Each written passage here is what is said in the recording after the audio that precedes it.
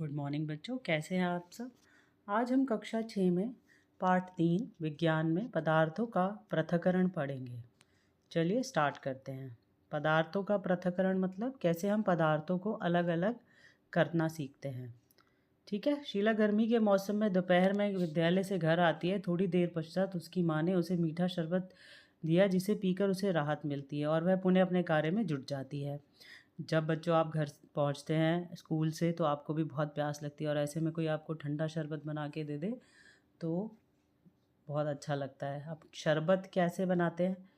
पहले रसना होता था, पानी में घोला रसना मिलाया और पी जाते थे। या फिर हम घर पर ही कैसे शरबत बनाते थे, चीनी डाली, नींबू डाला और दोनों को घोल दिया। या कई लोग नमक भी डालते हैं जिससे एनर्जी थोड़ी मिल जाए। तो या फिर बर्फ़ ठंडा ठंडा उसमें डाल के आप पी सकते हैं उसको। तो ये सब क्या है, शरबत है। लेकिन जो भी चीज़ें हमने उसमें डाली हैं उनको हम क्या कहते हैं? शरबत क्या है? एक मिश्रण है। मिश्रण कैसे हुआ? क्योंकि उसमें हमने बहुत सारी चीज़ों को डाला है। क्या हम उस मिश्रण में से इन सबको अलग अलग कर सकते हैं? देखने में शरबत ही लगेगा, लेकिन आपको नमक अलग से नहीं दिख रहा है, चीनी अलग से कहीं नहीं नज़र आ रही है, तो ये एक मिश्रण बन गया है। राइट। मिश्रण वे पदार्थ हैं जिसमें दो या दो से अधिक पदार्थ किसी भी अनुपात में मिले होते हैं। अब मिश्रण क्या पदार्थ है? जिसमें दो चीज़ें हों। एक तो जैसे पानी है, पानी हो गया, पानी में आप नमक और चीनी मिला रहे हो तो वो एक मिश्रण, एक घोल बन गया। अब वो पानी नहीं रहा है, अब उसका नाम क्या हो जाएगा? शरबत हो जाएगा, या वो एक मिश्रण हो जाएगा। राइट। चलिए आगे बढ़ते हैं। हम दैनिक जीवन में बहुत सी ऐसी वस्तुओं का प्रयोग करते हैं जो मिश्रण है। आप अपने आसपास भी ऐसी चीज़ें देख रहे हैं जो दो या तीन चीज़ों से मिलकर बनी हैं। राइट। जैसे तालिका नंबर 1 में देखिए, वायु है, हम जिसमें सांस ले रहे हैं वो क्या है? वो बहुत सारी वायु क्या है? गैसों का घोल है। लेकिन हम उनको अलग अलग कर सकते हैं? नहीं कर सकते। ऑक्सीजन अलग है, नाइट्रोजन अलग है, कार्बन डाइऑक्साइड भी अलग है। लेकिन जो वायु हमारे पास है हम उसमें अलग अलग इन वायु गैसों को नहीं देख सकते। तो वायु भी एक बहुत अच्छा उदाहरण है मिश्रण का। अब दूध जो हम पीते हैं, अब दूध से दही बनता है, दही से फिर मक्खन निकलता है, फिर उससे घी निकलता है। तो क्या ये दूध में आप इसको अलग अलग कर सकते हैं? नहीं। लेकिन दूध में बहुत सारी चीज़ें मिली होती है, जल होता है, वसा होता है, थोड़ा सा फैट, प्रोटीन भी होता है उसमें। लेकिन देखने में समानता है, जब हम दूध को देखते हैं तो वो हमें दूध ही नज़र आता है। राइट। अब है समुद्री जल। समुद्री जल कैसा होता है? नमकीन होता है। पानी तो है, देखने में सारे पानी आपको एक जैसे लगेंगे, लेकिन जब समुद्री जल को आप पिएंगे तो वो थोड़ा सा कड़वा होता है उसमें, क्योंकि नमक मिला होता है। तो वो भी एक मिश्रण है। आइसक्रीम है। आइसक्रीम कैसे बनती है बच्चों? दूध, चीनी, मेवा डाल के, या कोई भी उसमें ऐसा फ्रूट आप डालना चाहते हैं तो उसमें क्या है? मिश्रण है। कोई भी वस्तु जब वो दो या तीन चीज़ों से मिलकर बनती है तो उसे हम मिश्रण कहते हैं। ठीक है। चलिए नेक्स्ट पढ़ते हैं। अब एक क्रियाकलाप है। हमारे आसपास बहुत सी वस्तुएं जिनका हम उपयोग करते हैं अलग अलग पदार्थों से मिश्रण से बनी होती है। अभी आपने ये पढ़ लिया। उपयुक्त तालिका से स्पष्ट है कि मिश्रण दो या दो से अधिक पदार्थों से मिलकर बने होते हैं। मिश्रण में अवयवों के सभी गुण पाए जाते हैं। मान लीजिए आपने शरबत बनाया, नींबू डाला, जब आप उसको पिएंगे तो क्या आपको नींबू का स्वाद नहीं आएगा? आएगा ना। तो उसमें सभी गुण मिलेंगे। चीनी डाली होगी तो आपको चीनी का स्वाद भी आएगा। अगर आपने उसमें नमक डाला है तो नमक का स्वाद भी आएगा। तो जितने अवयव हमने उसमें डाले हैं उन सब का स्वाद हमें आएगा। अब देखिए तालिका 2, आइए आपको खुद करना है। चाय बताइए, चाय किस किस, चाय में कौन कौन से अवयव मिलाए जाते हैं कि चाय बन जाती है? चाय तो जब कहलाती है जब वो कप में आ जाती है, लेकिन चाय बनाने के लिए हमें किन किन चीज़ों की आवश्यकता होती है उसको हम अवयव कहते हैं। सामग्री में क्या हो गया? चाय पत्ती हो गई, चीनी हो गई, पानी हो गया, दूध हो गया, अदरक, इलायची, वो सब हो गया। तो ये सब अवयव है। खिचड़ी बनाने के लिए बताओ कैसे बनाते हैं? खिचड़ी किसकी होती है? दाल और चावल की होती है और मसाले होते हैं उसमें। राइट। बेसन का लड्डू, बेसन होना चाहिए पहले तो हमारे पास, घी होना चाहिए, और बेसन का लड्डू मीठा भी होता है तो चीनी या बूरा भी होना चाहिए। राइट। अब पराठा, कौन सा पराठा बना रहे हैं? सारे पराठे आटे से बनते हैं। आप आलू का पराठा बना सकते हैं तो उसमें आलू की आवश्यकता होगी। पनीर का बना रहे हैं तो पनीर की आवश्यकता होगी। खोए की बर्फ़ी, दूध होना चाहिए, दूध से हम खोआ बनाएंगे, फिर चीनी होती है। राइट।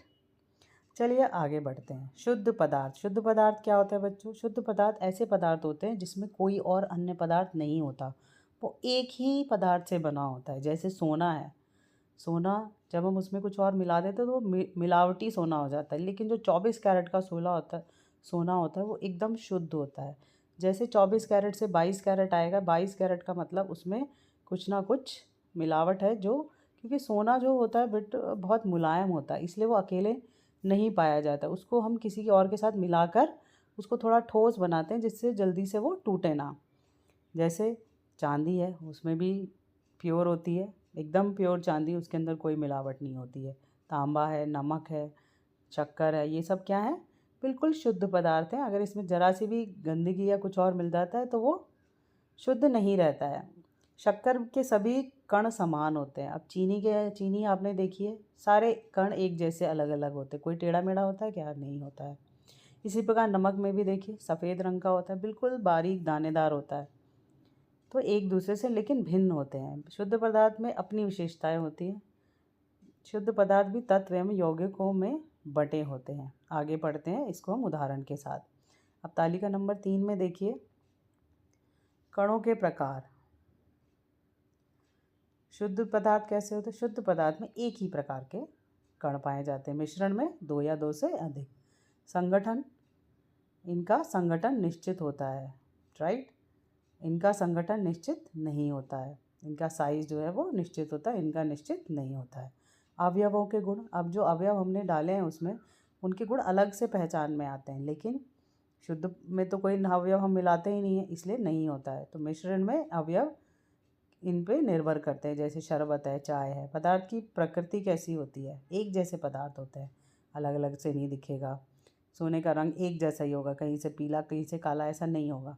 मिश्रण में क्या है बेटा? सब विषमांगी मिश्रण होते हैं, जो क्योंकि 2 या 2 तीनों से मिलकर बने होते हैं, इसलिए समांगी मिश्रण भी हो सकता है और विषमांगी भी। यानी विषमांग मतलब जिसमें दिखेगा आपको कि अलग दिख रहा है, और समांगी मिश्रण कैसा होगा? शरबत जैसा, उसमें आपको नज़र नहीं आएगा कि चीनी अलग है, पानी अलग है या नमक अलग है, राइट। तो ये था दोनों में अंतर। अब चलिए पढ़ते हैं तत्व एवं यौगिक क्या होते हैं। तत्वों के अणुओं में केवल एक ही प्रकार के परमाणु होते हैं, जैसे लोहा, ऑक्सीजन, नाइट्रोजन। एक ही तत्व के या एक से अधिक समान प्रकारों के परमाणु मिलकर उसी तत्व का एक अणु बनाते हैं। कोई भी तत्व है बच्चों, उसकी जो सबसे छोटी इकाई होती है वो अणु होता है। अणु जो है वो परमाणुओं से मिलकर बनता है, ठीक है। यौगिक के अणु 2 या 2 से अधिक विभिन्न प्रकार के परमाणु से मिलकर बनते हैं। यौगिक के अणु मतलब जो एक अणु है उसमें 2 परमाणु हो सकते हैं या फिर एक भी हो सकता है। जैसे हाइड्रोजन है, उसको हम लिखते कैसे हैं? H2 लिखते हैं। यानी H2 का मतलब क्या है? 2 H हैं उसमें, तो जब वो कहलाएगा तो हाइड्रोजन का एक अणु कहलाएगा, लेकिन उसमें कितने हाइड्रोजन है? 2 परमाणु हैं, ठीक है। तो फॉर्मूले से हम पता लगा सकते हैं। जैसे O2 हम लिखते हैं, O2 क्या है? ऑक्सीजन है। O2 जो है जब हम उसको पढ़ेंगे तो ऑक्सीजन का एक अणु है, लेकिन उसमें कितने ऑक्सीजन के परमाणु हैं? 2, क्योंकि उसमें 2 लिखा हुआ है। ऐसे ही नाइट्रोजन है, सेम।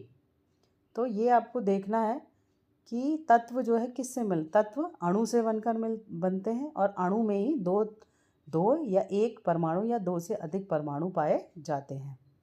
जल का एक अणु है, जैसे जल का फॉर्मूला क्या होता है बच्चों? H2O। H2O यानी हाइड्रोजन के उसमें 2 परमाणु हैं और ऑक्सीजन के कितने? 1 है। तो एक अणु मतलब पानी का एक अणु में 2 हाइड्रोजन के परमाणु हैं और 1 ऑक्सीजन का है। यौगिक के गुण उनके अवयव तत्वों के गुणों से सर्वथा भिन्न होते हैं। जैसे यौगिक के गुण, जब हम किसी मिश्रण को बना देते हैं तो वो क्या है? उसके गुण जब वो पहले था तो उन दोनों में कुछ असमानता होती है। जैसे सामान्य ताप पर हाइड्रोजन और ऑक्सीजन गैस हैं, जब सामान्य ताप होता है तो गैस होती है क्योंकि वो अलग अलग हैं। ऐसे ही लेकिन जब वो एक साथ आ जाती हैं तो क्या हो जाती हैं? जल बना देती हैं। अब है मिश्रण के प्रकार। मिश्रण कितने प्रकार के होते हैं? 2 प्रकार के होते हैं, समांगी मिश्रण और विषमांगी मिश्रण। समांगी मिश्रण कैसा होता है? एक गिलास लें, उसे आधा पानी तक भरें, उसमें थोड़ी मात्रा में चीनी घोल दें। क्या हमें चीनी दिखाई देगी? नहीं देगी। ऐसा मिश्रण जिसमें हम अलग अलग नहीं कर सकते, ऐसे मिश्रण को हम समांगी मिश्रण कहते हैं। ऐसे मिश्रण दो या दो से अधिक अवयव उपस्थित हैं, किंतु उन्हें हम अलग अलग नहीं देख सकते, वो हमें अलग अलग दिखाई नहीं देंगे। अब है विषमांगी मिश्रण। विषमांगी जिसमें अलग अलग दिखाई देंगे। मान लो हमने पानी लिया, उसमें मिट्टी मिला दी, तो आपको दिख जाएगा ये तो मिट्टी वाला पानी है। मिट्टी थोड़ी बहुत तो घुल जाएगी, लेकिन पूरी नहीं घुलेगी। ऐसे ही उसमें अगर हमने पानी में कागज़ डाल दिए तो वो अलग से दिखेंगे। ऐसे पदार्थ में जिसमें जो अवयव हैं वो अलग अलग दिखाई देते हैं, ऐसे मिश्रण को हम विषमांगी मिश्रण कहते हैं। अब मिश्रण के गुण क्या होते हैं? मिश्रण में घटक किसी भी अनुपात में मिले हो सकते हैं।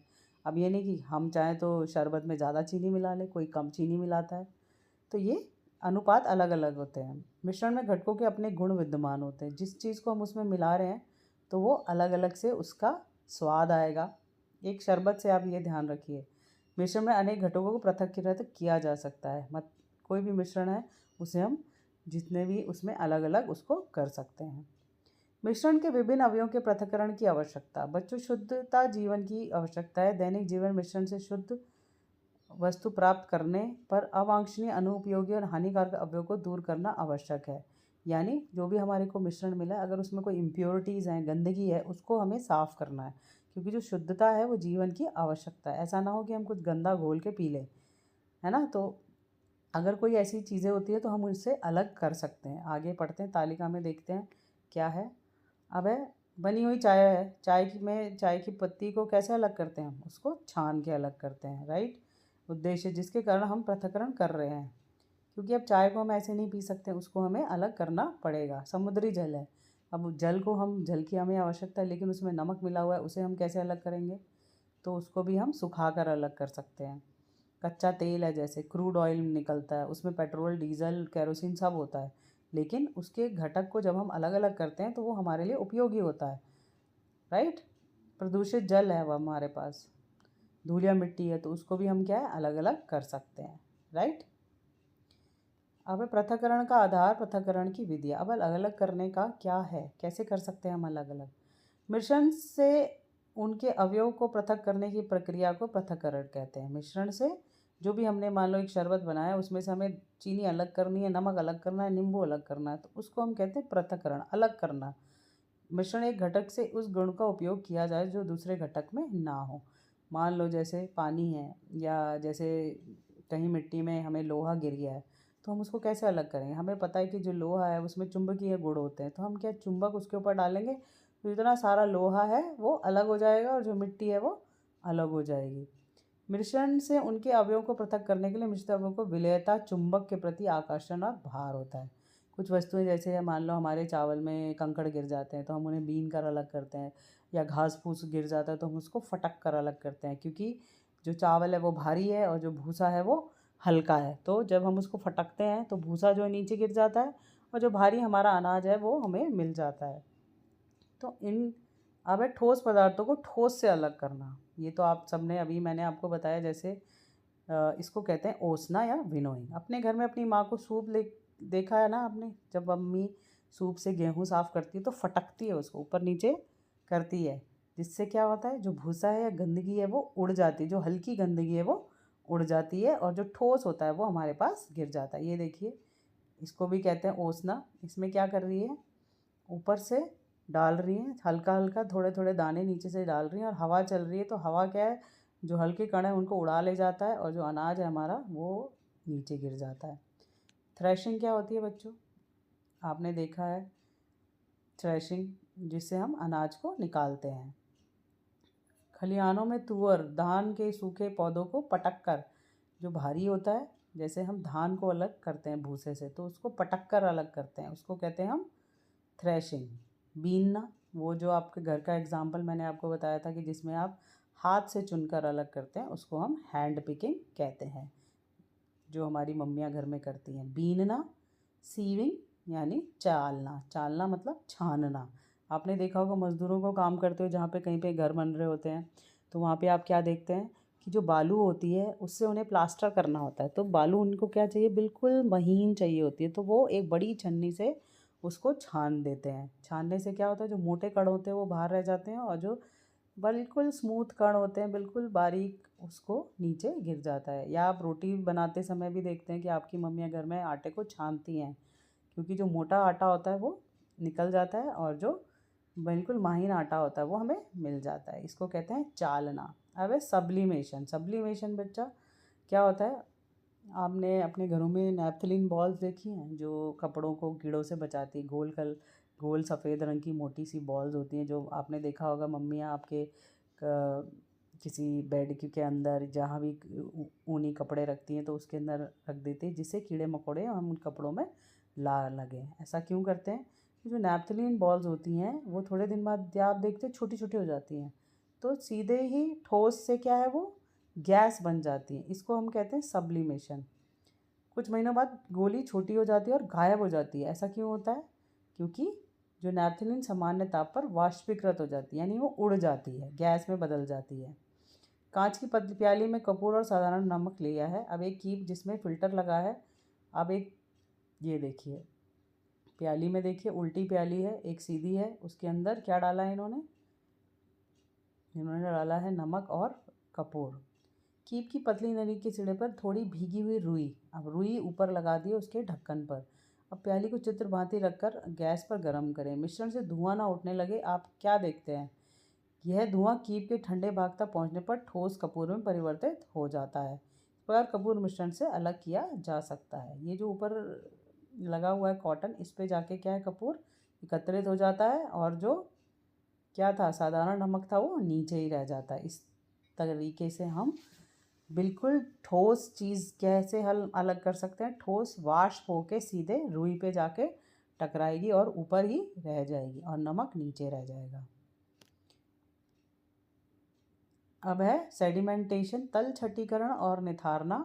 अघुलनशील, अभी ये तो क्या थे? घुलनशील थे। अब जो ऐसे पदार्थ जो एक दूसरे में मिल लेते नहीं है उन्हें हम कैसे अलग कर रहे हैं? मान लीजिए पानी में थोड़ी बालू मिली हुई है, उसे हम कैसे अलग करेंगे? तल छट्टीकरण तथा निथारने की क्रिया द्वारा ठोस और द्रव के उन्हीं मिश्रण घटकों को पृथक किया जाता है जो द्रव में घुलनशील ना हो, जैसे बालू पानी में नहीं घुलती तथा भारी होने के कारण पैंदी में बैठ जाती है। आपने ये मिट्टी वाला पानी लिया है, ये देखिए एक लड़की के पास मिट्टी वाला पानी है। वो क्या कर रही है? इसको कहते हैं तल छट्टीकरण। तल छट मतलब तल पे जाके जो बालू है, थोड़ी देर अगर आप ग्लास को ऐसे ही रख देंगे गंदे पानी वाले को, तो आप देखेंगे जो गंदगी है वो नीचे बैठ जाएगी। तो आपको क्या करना है? धीरे से आप ग्लास उठाएंगे और जो ऊपर ऊपर का पानी है, साफ पानी है, उसको आप पलटते जाएंगे। फिर इस ग्लास को थोड़ी देर और रखेंगे 10 मिनट, फिर देखेंगे फिर गंदगी बैठ गई। फिर ऊपर से इसको जो साफ़ पानी है थोड़ा भी उसको हम निकाल लेंगे। इसको कहते हैं तल छट्टीकरण करना। अब तल छट्टीकरण हो गया, लेकिन पानी अभी भी पूर्णतः साफ़ नहीं है। इस पानी को बिल्कुल साफ़ करने के लिए हमें इसे निथारना होगा या छानना होगा। छानने का कैसे करते हैं बेटा? फ़िल्टर पेपर होता है, जैसे आपके घरों में फ़िल्टर लगे होते हैं, वो क्या करता है? गंदगी को सोख लेते हैं। तो यहाँ पे आप देखिए फ़िल्टर पेपर बनाना सिखाया हुआ है। एक गोल कागज़ का टुकड़ा लीजिए जो थोड़ा महीन होता है, या आप घर में कोई कपड़ा हो सफ़ेद उसे भी ले सकते हैं। ये बीकर में फ़नल में उसको बिछाएंगे और जो ऊपर से गंदा पानी है वो डालेंगे। तो इस तरह से हम जो मोटे कण होते हैं वो ऊपर ही रह जाएंगे और साफ़ पानी नीचे आ जाएगा। एक छानना पात्र लें, इसमें तिकोनी आकृति में एक फ़नल मतलब जो हमारा फ़िल्टर पेपर है, फ़िल्टर पेपर उसमें लगाना। फ़नल यानी एक कुप्पी जैसा जो होता है। गंदा पानी लेकर उसे धीरे से फ़नल में डालें। हम देखते हैं कि साफ़ पानी फ़नल से निकलकर बीकर में एकत्रित होता है। यह प्रक्रिया भी छानना ही है। यहाँ मिश्रण में से सूक्ष्म प्रकार के अघुलनशील पदार्थों को पृथक करने के लिए सूक्ष्म छिद्रों वाला छन्ना कागज़ मतलब फ़िल्टर पेपर लिया जाता है। छन्ने को चयन मिश्रण के कणों के आकार के अनुसार किया जाता है। राइट? तो जितना मोटा, अगर ज़्यादा महीन कण है तो बहुत ही बारीक फ़िल्टर पेपर लिया जाएगा। अगर थोड़ा मोटा है तो थोड़े बड़े फ़िल्टर पेपर से भी काम चल जाएगा। अब है सेंट्रीफ्यूगेशन, अपकेंद्रण। क्या आपने घरों में दही को मथनी से फेंटकर मक्खन और छाछ को पृथक करते हुए देखा है? दूध में चिकनाई के हल्के कण निलंबित होते हैं। दूध को किसी बड़े बर्तन में लेकर मथनी द्वारा तीव्र गति से, यह आपकी दादी या नानी को आपने करते हुए देखा होगा, मथते हैं। ये जो अंदर होता है एक इंस्ट्रूमेंट मथनी जिसको हम कहते हैं, जो नीचे से थोड़ी ऐसे होती है जिसमें एक सांचा बना होता है, उसको डाल के हम उसको हिलाते हैं, आगे पीछे करते हैं। तो थोड़ी देर हिलाने पर आप क्या देखते हैं? जो झाग के रूप में ऊपर मक्खन आ जाता है। उस झाग को हम एकत्रित कर लेते हैं और उसे अलग किया जा सकता है। तो ये है सेंट्रीफ्यूगेशन, जब कोई चीज़ बिल्कुल पूर्णतः उसमें मिली हुई हो और उसको तेज़ घुमाने पर वो अलग किया जा सके, राइट, उसे कहते हैं अपेंद्रीकरण। अघुलनशील घुलनशील ठोस पदार्थों को द्रव से पृथक करना। घुलनशील पदार्थों को द्रव से पृथक करना। किसी पानी में जब घुलनशील पदार्थ मिल गया तो उसको कैसे अलग करते हैं, जैसे उसको कहते हैं इवेपोरेशन, वाष्पन विधि। मग में पानी लेकर उसमें थोड़ा नमक मिलाया है, नमक को पानी को गर्म कीजिए। अब क्या देखते हैं, थोड़ी देर बाद जब सारा पानी उड़ जाएगा तो नीचे क्या बचेगा, हल्का सा पाउडर सा आपको दिखेगा, वही नमक है। ऐसे हम समुद्री नमक से नमक को प्राप्त करते हैं। डिस्टिलेशन क्या होता है बच्चा, आसवन विधि। एक धातु को प्लेट लीजिए जिस पर कुछ बर्फ रखिए, प्लेट को केतली की टोटी के ठीक ऊपर पकड़िए। ये देखिए ऊपर पकड़ा हुआ है। अब ये केतली को हम गर्म कर रहे हैं, केतली में से जो भाप निकल रही है वो भाप इस ठंडी प्लेट पे जाके टकरा रही है और वो भाप धीरे धीरे करके उसमें से जल बन रहा है। यह द्रव बूंद बूंद करके बीकर में इकट्ठी हो जाती है। भाप के द्रव में परिवर्तित होने प्रक्रिया को संघनन कहते हैं। इवेपोरेशन के बाद कंडेंसेशन यानी संघनन कहते हैं। वाष्पन तथा संघनन, किसी विलयन के वाष्पीकरण और संघनन शुद्ध द्रव को प्राप्त करने की प्रक्रिया को आसवन कहते हैं। बिल्कुल शुद्ध जल अगर आपको चाहिए तो भाप की प्रक्रिया द्वारा निकाला जा सकता है। अब क्रिस्टलाइजेशन, क्रिस्टलाइजेशन क्या होता है, जैसे फिटकरी का एक घोल लिया, फिटकरी को हमें वापस लाना है, तो वापस लाने के लिए हम क्या करेंगे, उसको इस घोल को गर्म करेंगे। इतना गर्म करेंगे, करने पर फिटकरी के जल में विलेयता बढ़ जाती है, अर्थात फिटकरी कुछ और मात्रा जल में घुल जाती है। अब इस घोल को बिना हिलाए ठंडा करें। कुछ घंटे बाद फिटकरी के शुद्धिकरण प्राप्त हो जाते हैं। इस प्रक्रिया को क्रिस्टलीकरण कहते हैं। ये आप घर में भी कर सकते हैं बच्चों। एक पानी में थोड़ी सी फिटकरी आप बिल्कुल घोल देंगे और जब तक घोलते जाएंगे जब तक कि पूरी फिटकरी उसमें ना घुल जाए। थोड़ी देर बाद जब उसको रख देंगे, आप देखेंगे तो बिल्कुल पूर्णतः शुद्ध क्रिस्टल जो है किसके प्राप्त होंगे, हमें फिटकरी के। अब दो मिश्रण द्रवों को पृथक करना। दो मिश्रण जैसे पानी और मिट्टी का तेल का मिश्रण है। अब इसको आप कैसे अलग करेंगे, क्योंकि पानी ना तो तेल पानी में घुलता है, लेकिन जो मिट्टी का तेल है वो पानी से हल्का होता है। अब इसे कैसे करेंगे, देखिए चित्र के माध्यम से समझते हैं। ये चित्र है, कीप ली हुई है इन्होंने और ये क्या कर रहे हैं, पानी से उसको गर्म कर रहे हैं।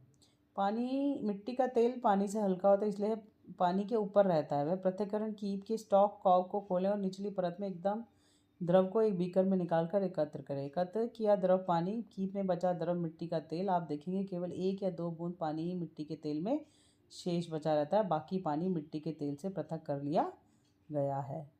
तो धीरे धीरे इसमें से क्या है, नीचे से पानी निकल जाता है और ऊपर हल्का होता है तेल, इसलिए वो ऊपर रह जाता है। चुंबकीय पृथक्करण तो बहुत इजी है, मैंने आपको पहले भी बताया। एक प्लेट में लकड़ी का बुरादा और लोहे की कील है, तो आप बताइए कैसे है उनको अलग करेंगे।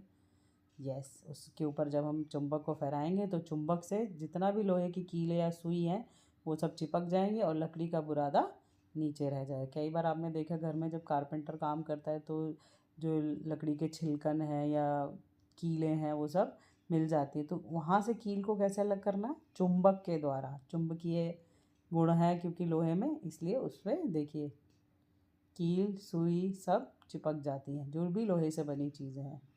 अब है क्रोमेटोग्राफी, ये आप अपने घर में कर सकते हैं बच्चों। आप एक बीकर में लीजिए और उसमें थोड़ा सा नील मिला दीजिए, या एक चौक भी ले सकते हैं आप। चौक को उस नील वाले पानी में रख दीजिए थोड़ी देर। आप थोड़ी देर बाद क्या देखेंगे, जितना भी जो नीला रंग है नील का वो चौक के ऊपर आ जाएगा। तो अगर आपको पानी में से नील को अलग करना है तो आप क्या करेंगे, कोई भी सफ़ेद चीज़ ऐसी लेंगे जो उसमें डालकर रख देंगे, तो नील क्या है थोड़ी देर बाद ऊपर आ जाएंगे। एक सफ़ेद खड़ी चौक लें, चौक के नीचे वाले हिस्से में पर ड्रॉपर में बूंद बूंद स्याही डालकर चारों ओर एक लाइन बनाए। एक प्लेट में थोड़ा पानी डालकर चौक का चौड़ा सा ध्यान रखें, जल स्तर स्याही लगी स्थान के नीचे रहे। अब क्या इन्होंने एक और प्रयोग किया है कि एक वो ली है, चौक ली है, उसको पहले से नीला कर दिया है और फिर उसको पानी में डाल दिया। आप देखेंगे धीरे धीरे क्या है, वो जो पानी जब चौक में ऊपर चढ़ेगा जो नीला रंग भी क्या है चौक में ऊपर चढ़ जाएगा, क्योंकि चौक जो है वो जल को सोख कर सकती है। परिवर्तन दिखाई देगा, क्या परिवर्तन दिखाएगा, चौक का ऊपरी सतह तक जल के अवशोषण किए जाने के पूर्व ही चौक पानी से बाहर जैसे जैसे वो रंग क्या है ऊपर चढ़ता जाएगा। हम देखते हैं कि स्याही में केवल एक नीला रंग दिखाई गया, परंतु वास्तविकता में स्याही कई रंगों से मिलकर बनी होती है। जब आप देखेंगे तो रंग क्या है, थोड़ा नीला, हल्का नीला, ऐसे रंग आपको दिखाई देंगे। तो हमने क्या सीखा बच्चों इस पाठ से? शुद्ध पदार्थ में केवल एक ही प्रकार के पदार्थ पाया जाता है। शुद्ध पदार्थ तत्व एवं यौगिक में बटा होता है, जैसे सोना है, चांदी है। तत्व के अणु में केवल एक प्रकार के परमाणु होते हैं। तत्व के अणु में अणु केवल एक ही प्रकार के परमाणु से मिलकर बना होता है। यौगिक के गुण अणु दो या दो से अधिक विभिन्न प्रकार के परमाणु से मिलकर बने होते हैं। बिल्कुल सही। मिश्रण वे पदार्थ है जिनमें दो या दो से अधिक अर्थात किसी भी अनुपात में मिले होते हैं। अनाज से कंकड़ पत्थरों को बीनना विधि द्वारा पृथक करते हैं। गेहूं से भूसा पृथक करने में फटकना या ओसना विधि का प्रयोग करते हैं। तो ये रहा आपका पाठ। अब आप अभ्यास प्रश्न कर लीजिए। शुद्ध पदार्थ वे पदार्थ हैं, क्या होते हैं बताएं, जिसमें सभी अणु समान प्रकृति के होते हैं। तीसरा वाला उत्तर है। जो दूसरा है, वायु क्या है? वायु एक विषमांगी मिश्रण है या समांगी मिश्रण है? क्योंकि उसमें अलग अलग बालू और लोहे की छीलन को कैसे अलग करेंगे? चुंबकीय पृथक्करण द्वारा। राइट। अब बताइए, सही रिक्त स्थानों की पूर्ति करनी है हमें। डैश विधि द्वारा दूध से क्रीम को अलग कैसे करते हैं? अपकेंद्रण, क्या कहते हैं उसको? अपकेंद्रण। कपूर और साधारण अमन के मिश्रण को कैसे करते हैं? वाष्पन विधि द्वारा। यही देखा था ना। डैश के छीलन को किसी मिश्रण से चुंबक लोहे के। तीसरे में आएगा लोहा। नमक और चीनी के मिश्रण से नमक को कैसे करेंगे अलग, बताइए? वाष्पन विधि द्वारा भी कर सकते हैं। आश्वन विधि द्वारा डैश से शुद्ध पदार्थ प्राप्त किया उत्पादन तथा जल प्राप्त किया जाता है। सत्य और असत्य पे बताइए। नदियों के जल को तलछटीकरण छानने के बाद पीने के प्राप्त होता है। राइट। चावल के कण महीन छेद वाली छलनी से छानकर पृथक कर लिए जाते हैं। नहीं, चावल को कैसे छानते हैं? बताया था ना, ओसना। हाँ। समुद्र जल को वाष्पित करके नमक प्राप्त किया जा सकता है। बिल्कुल सही। शुद्ध पदार्थ समांगी पदार्थ हैं जिसमें केवल एक ही के अणु होते हैं। राइट। चीनी का शरबत विषमांगी मिश्रण है? नहीं, समांगी मिश्रण है। क्रोमेटोग्राफी द्वारा रंगों को विभेदीकरण करते हैं। यस, करते हैं। यदि मिश्रण में दिया गया अवयव निम्नलिखित गुण प्रदर्शित कर रहा है तो इसमें पृथक्करण की कौन सी विधि अपनाएंगे? दूसरे अवयव से भारी हो तो फटकना था ना, ओसना जिसे कहते हैं। दूसरे अवयव से बड़ा हो तो हम फिल्टर कर सकते हैं उसको। दूसरे अवयव से आकृति एवं रंग में भिन्न हो तो क्या करेंगे बताइए? क्रिस्टल वो किया था ना हमने, क्रोमेटोग्राफी। एक पानी में घुलनशील है, दूसरा अघुलनशील है, तो इसमें वाष्प कर सकते हैं। एक अवयव तैरता हो और दूसरा अवयव डूब गया हो तो क्या करेंगे? जो धीरे धीरे हमने करा था ना, तल छटीकरण करना, वो कर सकते हैं। चीनी के शरबत में लकड़ी के कोयले के कुछ टुकड़े मिल गए हैं, उन्हें आप कैसे पृथक करेंगे बताइए? आप चीनी के शरबत में कुछ लोहे लकड़ी के कोयले के टुकड़े गिर गए तो आप उसे कैसे कर सकते हैं? छान कर सकते हैं। राइट। ठीक है बच्चों, थैंक यू।